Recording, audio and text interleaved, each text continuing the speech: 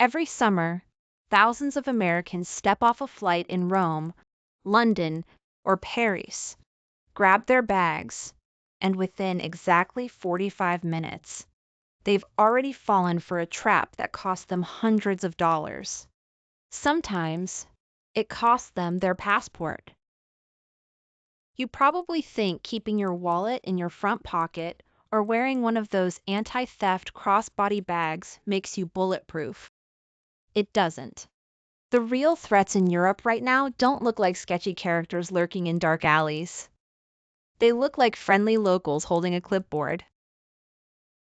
After 15 years of designing European itineraries and rescuing stranded travelers across the continent here on Sarah's Flight Guide, I've seen the exact same blunders ruin dream vacations over and over again.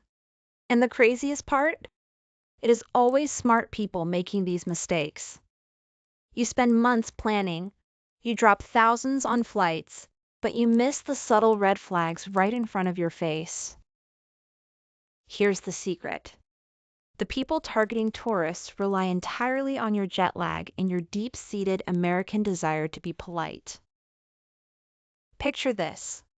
You just landed at Charles de Gaulle. You're absolutely exhausted.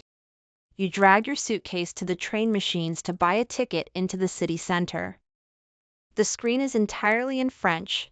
You're tapping wildly. And suddenly, a guy with a lanyard steps up. He smiles, points to the screen, and offers to help. You're relieved, right? Don't be.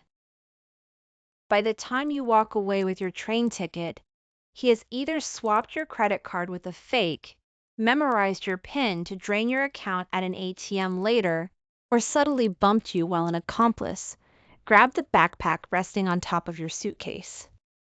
This isn't a rare occurrence. It happens daily. But it gets worse. The absolute worst thing you can do when you arrive in a major European city is acknowledge the person standing inside the terminal asking, "Do you need a taxi?" I know this sounds crazy, but stick with me. Back home, we're used to ride shares and private drivers meeting us right at baggage claim.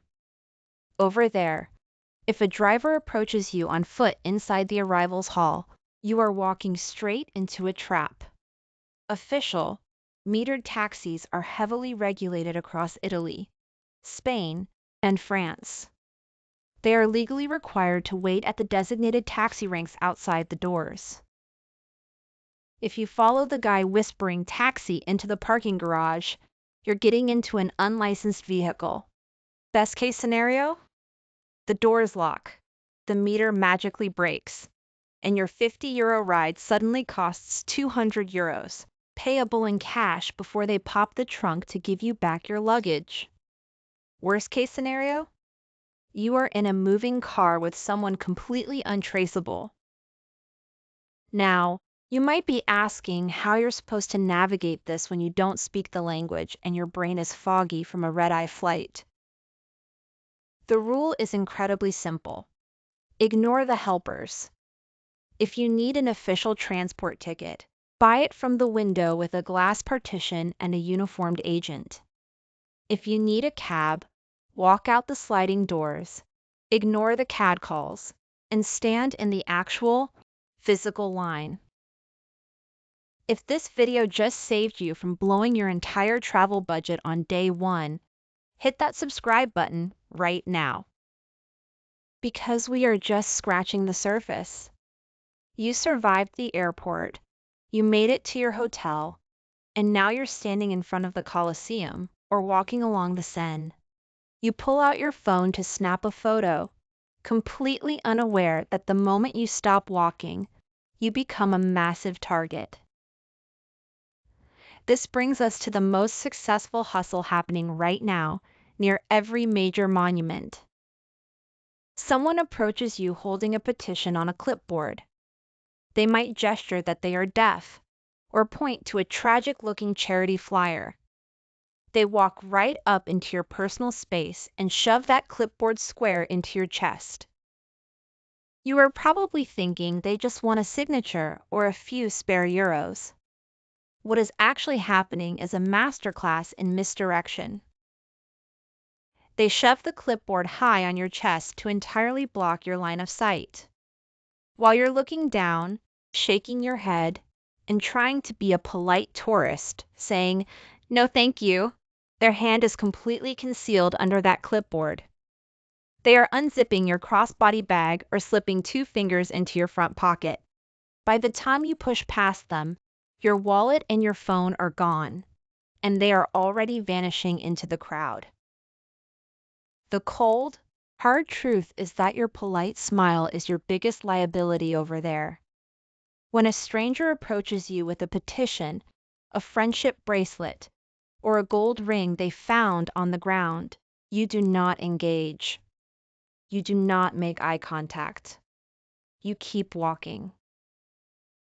You might feel incredibly rude doing it, but keeping your trip intact is way more important than protecting a scammer's feelings. You've dodged the airport hustlers and the street scammers, and now you're finally sitting at a beautiful cafe in Florence or grabbing a gelato in Barcelona. You pull out your credit card to pay, and the waiter hands you the little wireless terminal. The screen asks you a very simple, seemingly helpful question. Do you want to pay in euros, or do you want to pay in US dollars? Here is the trap. Your American brain immediately screams, "Dollars!" because you know exactly how much a dollar is worth. You want to see the exact charge that will hit your bank account. Do not press that button. This is a legalized banking scheme known as dynamic currency conversion. If you choose to pay in your home currencies, you are giving that foreign merchant's bank permission to invent their own exchange rate. And spoiler alert, they are not giving you a good deal. They will routinely mark up the exchange rate by anywhere from 7 to 12%. Always, always choose to pay in the local currency. Whether you are buying a coffee, paying a hotel bill, or pulling cash out of an ATM, tap euros, pounds, or francs. Let your travel credit card handle the math on the back end, because Visa and MasterCard will give you the actual fair market exchange rate. Pressing the USD button is basically just handing the restaurant an extra $10 for absolutely no reason. Now, let's talk about getting around, because the local transit systems are setting you up for a massive, day-ruining fine. You do the responsible thing. You walk into the train station in Rome, or you hop on a tram in Amsterdam, and you buy a paper ticket from the machine. You put the ticket in your pocket, take your seat, and enjoy the ride. 10 minutes later, plainclothes transit officers board the train, lock the doors, and start asking everyone for their tickets. You confidently hand yours over, fully expecting a nod of approval.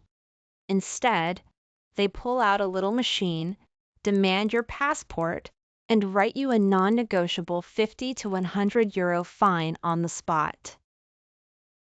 What did you do wrong? You didn't validate it.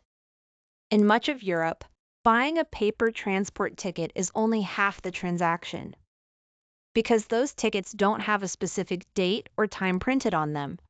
You have to physically stamp them in the little yellow or green validation machines scattered around the platform or right inside the bus doors. If it isn't date stamped, the ticket inspector views it as a stolen or reusable ticket, and playing the dumb tourist card will not save you. They hear that excuse 500 times a day. They will literally march you to an ATM at the next station to collect the fine in cash if they have to. But honestly, the biggest drain on your travel budget isn't the transit police. It is what happens when you get hungry. We all want that romantic European dining experience. You want to sit outside with a view of the Pantheon or the Eiffel Tower, sipping wine and watching the world go by. Listen closely. if you can see a major global landmark from your dining table, the food you are about to eat is frozen, microwaved, and violently overpriced. The red flags are hiding in plain sight. If there is a guy standing on the sidewalk waving a laminated menu at you, begging you to come sit down, keep walking. Good. Authentic European restaurants do not need a hype man. If the menu has giant glossy photos of the food, or if it's translated into 8 different languages, run. You are walking into a tourist feeding trough. And here is the absolute kicker that catches Americans off guard every single time. You finally find a nice spot. You sit down, and the waiter immediately brings over a beautiful basket of fresh bread and a bottle of sparkling water. In the US, that's just good hospitality. Over there, it is a highly calculated upsell. In places like Italy, Spain, and Portugal, that bread is almost never free. Neither is the water. The moment you break off a piece of that crusty baguette, you just bought the whole basket.